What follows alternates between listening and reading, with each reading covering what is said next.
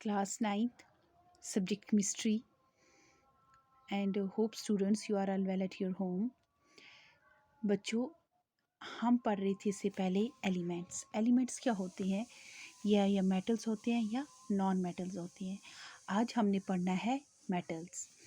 तो मेटल्स क्या होती हैं? Are those which have tendency to lose electron and form the respective cation. Metals वो वाली सब्सटेंस होती हैं जिनमें कैपेसिटी होती है, उनमें टेंडेंसी होती है, वो इलेक्ट्रॉन लूज़ करते हैं और क्या फॉर्म करते हैं, कैटायन फॉर्म करते हैं। यानी कि जो मेटल्स होते हैं उनमें एक एक्स्ट्रा इलेक्ट्रॉन होता है, मेटल्स में एक एक्स्ट्रा इलेक्ट्रॉन होता है जो नेगेटिवली चार्ज होता है। जब ये लूज़ करते हैं तो इनमें पॉजिटिव चार्ज आ जाता है, प्रोटॉन आ जाते हैं, तो then it forms a cation. For example this is sodium metal. It loses the electron and forms the it becomes the cation and इसमें पॉजिटिव चार्ज आ गया। तो अब आपको समझना चाहिए what are metals are those which have tendency to lose electron and form the respective cation। तो physical properties अब हमने पढ़ी है मेटल्स की। मेटल्स क्या होते हैं, इनकी कौन कौन सी फिज़िकल प्रॉपर्टीज है? They are the malleable. Malleable means जब हम इनको हैम्बर करते हैं तो ये क्या बनता है, देखिए it can change itself into the thin sheet.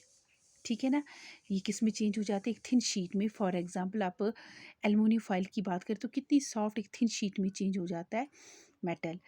For example aluminium and silver. कुछ एक्सेप्ट अल्कली मेटल्स, कुछ अल्कली मेटल्स ऐसे होते हैं जिनको शीट में जो चेंज नहीं हो सकते, जैसे sodium, potassium, rubidium, caesium. These are the few metals that can't be change into the thin sheet. Second इनकी प्रॉपर्टी है they are the ductile.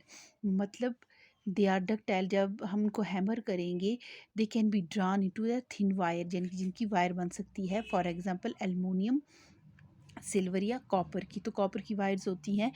So they are the ductile. They are the lustrous.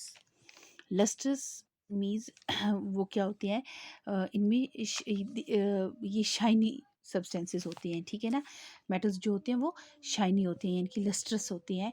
Accept mercury, Hg, caesium and gallium. They are the hard.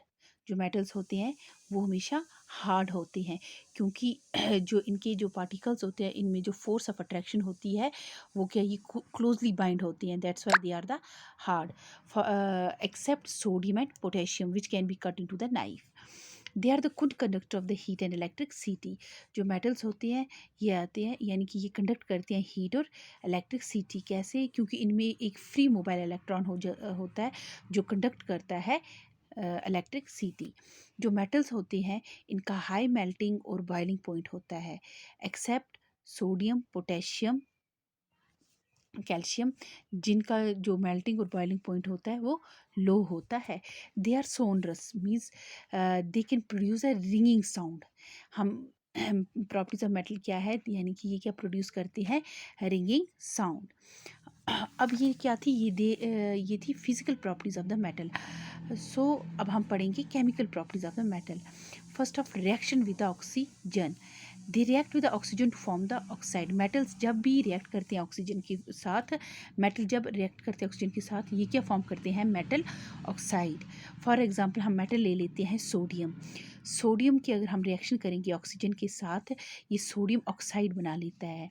जैसे अब sodium क्या है, NaO2। जो N है इसमें क्या इसका जो चार्ज, इसकी जो वैलेंसी है ये पॉजिटिव है, और O2 क्या है, 2 माइनस, यानी 2 नेगेटिव है।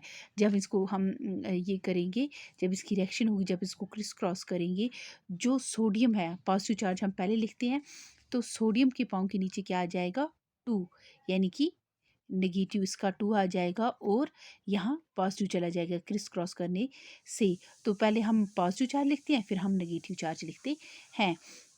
ऐसे ही है एल्युमिनियम ऑक्साइड, AlO2। जो Al है ये पॉजिटिव है और O2 है नेगेटिव। ठीक है ना, अब Al की पाँव में आ जाएगी, इसकी वैलेंसी आ जाएगी 2 और O की आ जाएगी यहाँ 3 नेगेटिव। तो वैलेंसीज आपको ये याद रखनी है, जब हम आगे चैप्टर पढ़ेंगे तो आपको अच्छी तरह से समझाएगी कि वैलेंसीज कैसे करनी है।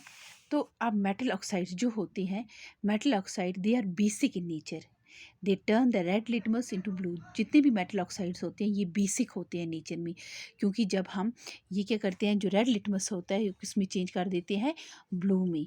सम metals are amphoteric, amphoteric means कुछ मेटल्स ऐसे होते हैं which are basic as well as acidic, for example aluminium oxide और zinc oxide, these are the two metals which are amphoteric which contain the basic as well as the acidic, which are basic and acidic in nature. Then हमारी जो second है reaction with dilute acid. अब dilute acid आपको पता है, dilute acid हम किसको बोलते हैं, यानी कि which have content of the water, हम उसको डाइल्यूट एसिड बोलते हैं। जैसे HCl जिसमें H लगता है, they are the acidic substances. HCl hydrochloric acid, H2SO4, H2CO2 3, sulphuric acid H2SO4, फिर है H2CO3 यानी कि कार्बनिक एसिड, ये they are all contain the H, so they are acidic product. अब ये कंसनट्रेटेड भी होते हैं और डाइल्यूट भी होते हैं। जब मेटल को हम रिएक्ट करते हैं किसी भी डाइल्यूट एसिड से, metal react with the dilute acid and gives the, ये क्या देते हैं, साल्ट या hydrogen gas. So metal when react with the dilute acid ये देते हैं metal, salt and hydrogen gas. For example हम लेते हैं iron plus Fe plus HCl, इसकी वैलेंसी 2 है, तो जब ये रिएक्ट होगा ये क्या बन जाएगा, ferric chloride plus hydrogen gas. So when ever the metal react with the dilute acid तो ये क्या देते हैं, it gives metal salt plus hydrogen gas. तो ये आपको याद रखना है। तो कल हम इसके आगे पढ़ेंगे नॉन मेटल्स की प्रॉपर्टीज़। होप आपको समझ आया होगा। Thank you.